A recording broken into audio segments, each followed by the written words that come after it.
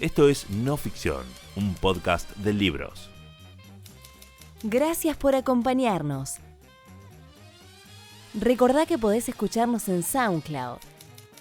También podés suscribirte para disfrutar de nuestros episodios desde tu celular o tablet. Búscanos en iTunes, Stitcher, Pocket Cast o tu app favorita. Encontrá todos los links en la descripción de este episodio. Bienvenidos al podcast de Penguin Random House, grupo editorial.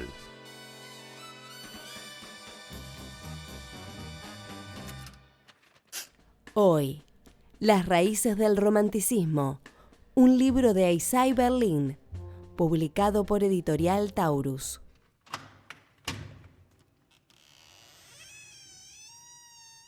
Bienvenidos al Museo del Romanticismo.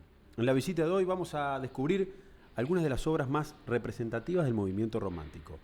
Artistas como Frédéric, Rung y Delacroix se destacan en la colección que hemos dado a conocer como Románticos en Movimiento. Una exposición que proviene de una colección privada que fue donada recientemente y que gracias al trabajo de los restauradores está disponible para el disfrute de todo el público. Una muestra imperdible que recomendamos recorrer. Sin lugar a dudas, una experiencia única para ustedes, los visitantes del museo. El libro Las raíces del romanticismo es el resultado de una serie de 6 conferencias que Isaiah Berlin dictó en 1965 en la Galería Nacional de Arte de Washington. Estas conferencias están fundamentalmente dirigidas a genuinos expertos en arte, a historiadores del arte y a especialistas en estética.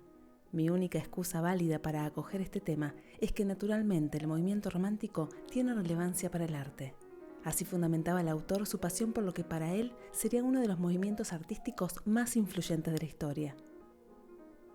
La edición de las conferencias estuvo a cargo de su colega Henry Hardy, quien se limitó a hacer los cambios mínimos y necesarios para lograr que el texto pueda leerse con fluidez. Las raíces del romanticismo traza el desarrollo del romanticismo desde su despertar en el siglo XVIII hasta su desenfrenada apoteosis y muestra cómo su legado perdura en la conciencia y el pensamiento contemporáneos. A su izquierda pueden ver la obra El caminante sobre el mar de nubes del pintor alemán Caspar David Friedrich. ¿Lo conocen? En él podemos apreciar la espalda de un hombre parado en la cornisa de una montaña, con los picos de otras montañas en el horizonte, cubiertas por un denso manto de nubes. Este caminante pareciera contemplar la inmensidad de la naturaleza que contrasta con su evidente pequeñez humana. Con este conmovedor cuadro, Friedrich representa la angustia del hombre. Y aunque no lo crean, ningún otro artista ha sabido canalizar la fragilidad humana a través de la naturaleza que estamos observando, inmensa e infinita en ese cuadro. Como verán, se despliega en toda su grandeza ante nuestros ojos. El óleo fue realizado hacia 1817. Friedrich no pintaba paisajes decorativos. Su trazo los despojaba. A pesar del estilo minucioso que tiene su pintura, les imprimía sentimiento. Sus paisajes son la proyección de la espiritualidad del hombre. El artista se vale de la naturaleza para poder expresar su metafísica. Por eso, no es raro encontrar en algunos de los cuadros a personajes de espaldas, insignificantes, frente a un entorno vasto y cargado de simbolismo. Sus colegas reconocían en Friedrich un género nuevo, la tragedia del paisaje. Vamos por acá, por favor. El propósito de Isaiah Berlin no es definir el romanticismo, sino concentrarse en la revolución de la que el romanticismo, al menos en algunos de sus aspectos, es su más vívida expresión y síntoma. El autor intenta demostrar que la revolución que este movimiento artístico le imprimió a la cultura europea fue una de las más profundas y duraderas, no menos trascendental que la revolución industrial de Inglaterra, la política de Francia y la social y económica de Rusia.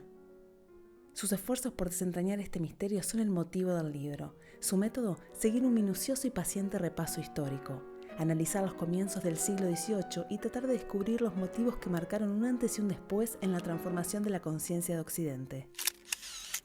Sigamos a la próxima galería, por favor. Frente a nuestros ojos encontramos El mar de hielo, también del alemán Friedrich. Esta pintura fue realizada en el año 1824. En muchas ocasiones este cuadro fue asociado erróneamente al título de El naufragio de la esperanza, que sin duda resulta un nombre mucho más evocador, pero que no es el suyo, sino el de la otra obra de Friedrich, que desapareció misteriosamente a mediados del siglo XIX.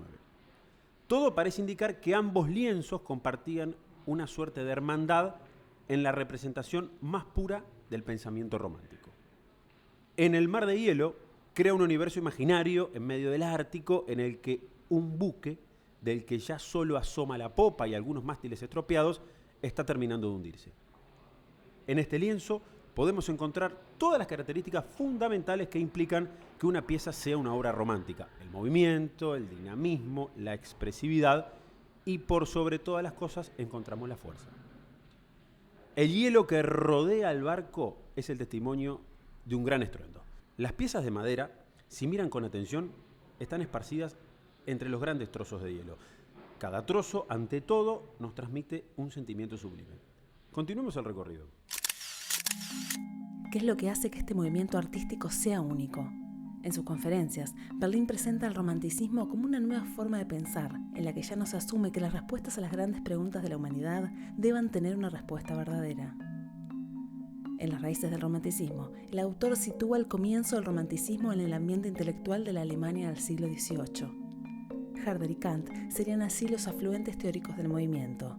Por un lado, Herder pone de manifiesto la importancia de la capacidad humana del lenguaje y subraya que todo ser humano pertenece a un grupo. Asimismo, destaca que los verdaderos ideales pueden estar en un momento dado en contradicción. Por otra parte, Kant personificó el orden y la moderación. La anécdota es que sus vecinos podían poner, al inicio de su paseo diario, sus relojes en hora, tal era la regularidad de sus salidas. Sabemos que detestaba el romanticismo. El filósofo siempre creyó, como los ilustrados del siglo XVIII, en la primacía de la voluntad. Sin embargo, la idea de la libertad humana estaba tan enraizada en Kant como para llevarla a afirmar que el hombre es hombre en cuanto elige y puede ejercer su capacidad para elegir. En el rechazo del determinismo, sobre todo del llamado determinismo mecanicista, incompatible con la idea de libertad y por tanto de moralidad, en el rechazo de los deterministas del siglo XVIII como Spinoza, es donde Berlín contempla a Kant como uno de los padres del romanticismo. Tras Herder y Kant, el romanticismo pasa a Inglaterra, se extiende por Europa y luego, con variaciones propias de cada territorio, incluso hasta América. Cambia la concepción de la política moderna. Si ya no hay una sola respuesta a las grandes preguntas, y si los valores pueden estar en contradicción, el conflicto se hace inevitable y la lucha estalla excepto cuando surge una moralidad distinta. Si bien el concepto sobre lo sublime fue utilizado por primera vez por el crítico griego Longino, el término encontró su desarrollo más profundo en la obra del alemán Immanuel Kant. En 1790, el filósofo escribió su Crítica del Juicio. El texto esboza las ideas de Kant acerca de la estética, sobre lo bello y lo sublime. El libro está dividido en dos secciones: aquella que se ocupa de la analítica facultad de juzgar la estética y la que se ocupa de la dialéctica de la facultad de juzgar la estética. En la primera parte, en general la más estudiada de la obra, Kant inicia los primeros esbozos de un sistema estético que posteriormente influenciará fuertemente al romanticismo alemán. Es por eso que el inicio del libro hace referencia al deseo del autor por concluir su obra filosófica, ocupándose del último de los ámbitos de interés. Si el entendimiento fue analizado en la crítica de la razón pura, la moral y el deber fueron desarrollados en la crítica de la razón práctica. En esta tercera obra, Kant hace referencia al juicio estético, el arte y el gusto. ¿Qué diferencia el romanticismo de otros movimientos artísticos? Para Berlín, las bases fundamentales del movimiento romántico son la voluntad, el hecho de que no hay una estructura de las cosas, de que también podemos darle forma a las cosas según nuestra voluntad, y finalmente, la oposición a toda concepción que intente representar la realidad con alguna forma susceptible de ser analizada, comprendida, comunicada a otros y tratada científicamente.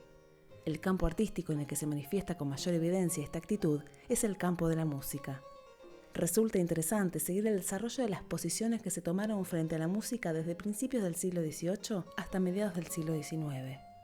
Durante el siglo XVIII y en particular en Francia, la música era considerada como un arte menor. La música vocal, sin embargo, era más valorada ya que realzaba la importancia de la palabra. La música religiosa también revestía importancia, pues contribuía a la disposición de ánimo que la religión había de provocar. La música instrumental, en cambio, era muy cuestionada y subestimada. La música era por aquel entonces concebida como algo abstracto, apartado de la vida, como una forma de expresión directa y no imitativa, y estaba muy alejada de cualquier tipo de descripción objetiva. Sin embargo, los románticos no creyeron que el arte debía ser algo indisciplinado. Schubert sostenía con un lenguaje más que poético que las señas de un gran compositor debían capturarse en la abrumadora batalla de la inspiración, donde las fuerzas azotan del modo más descontrolado, pero que era necesario mantener el tino durante la tormenta y guiar así a las tropas. Sin lugar a dudas, una expresión genuina de la función del artista. Ya nos acercamos al final del recorrido. A su derecha podrán disfrutar de La mañana de Philipp Otto Runge. Este cuadro es tan curioso, con figuras celestiales enlazadas con el mundo natural, seguramente les habrá llamado la atención. Runge es, junto a Caspar David Friedrich, el iniciador de la pintura romántica en Alemania. La mañana es inspirador en el color, impresionante en la técnica e inesperadamente lleno de significado. Esta pintura es una de las obras más misteriosas de la época romántica alemana temprana y es tan actual que es difícil de creer que tenga más de 200 años y que surgió en una época melancólica y complicada. Avancemos hacia nuestra última parada, por favor. Tengan cuidado con el escalón. ¿Qué nos deja el movimiento romántico? Berlín afirma que el romanticismo no es solo una reacción contra el racionalismo de la Ilustración, sino el cambio puntual de más envergadura ocurrido en la conciencia de Occidente en el curso de los siglos XIX y XX. A lo largo de las conferencias, el autor demuestra que fueron los románticos los que introdujeron la idea de originalidad en el arte. La idea del artista creador, según Berlín, es herencia romántica. No fue hasta el florecimiento del romanticismo, a principios del siglo XIX, cuando la novedad empezó a considerarse por sí misma una valiosa virtud artística. Solo entonces llegamos al convencimiento de que el cometido del artista era traer algo nuevo al mundo. La autenticidad, a su vez, se convirtió en uno de los valores más importantes del movimiento. Con el tiempo, este concepto evolucionó para transformarse en otra idea, la de que las culturas son un todo unitario, puro e intocado por fuerzas extrañas. Desde ese momento, el romanticismo trasciende las artes y comienza a influir en la ética y política y fomenta muchas ideas que perduran hasta hoy, el nacionalismo entre ellas. Para el autor, los románticos pusieron en marcha una revolución sin precedentes. El mundo no ha sido el mismo desde entonces. Nuestra política y nuestra moral se han visto profundamente transformadas por ellos.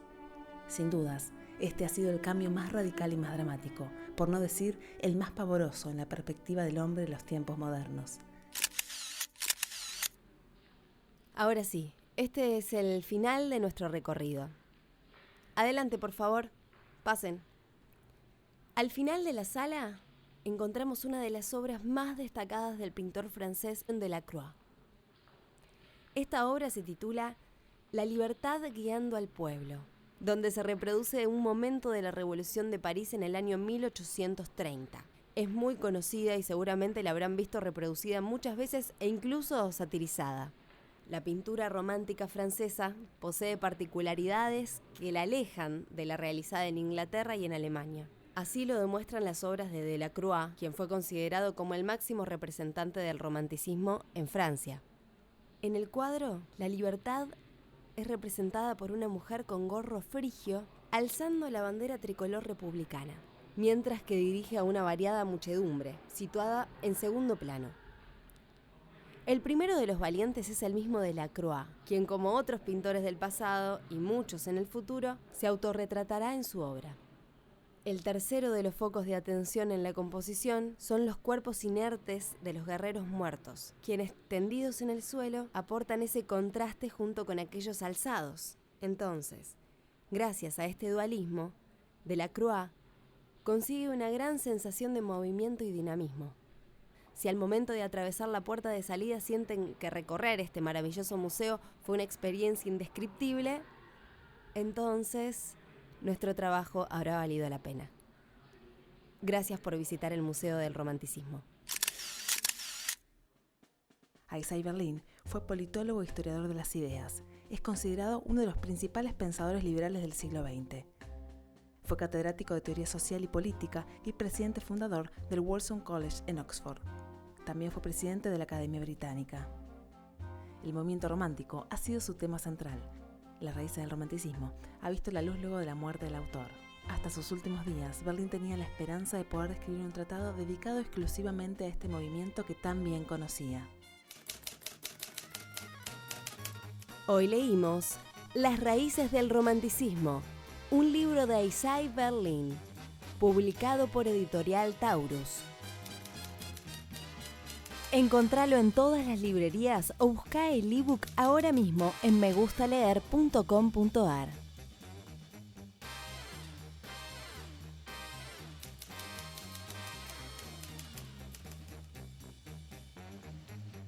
Una realización de Tristana Producciones para Penguin Random House Grupo Editorial.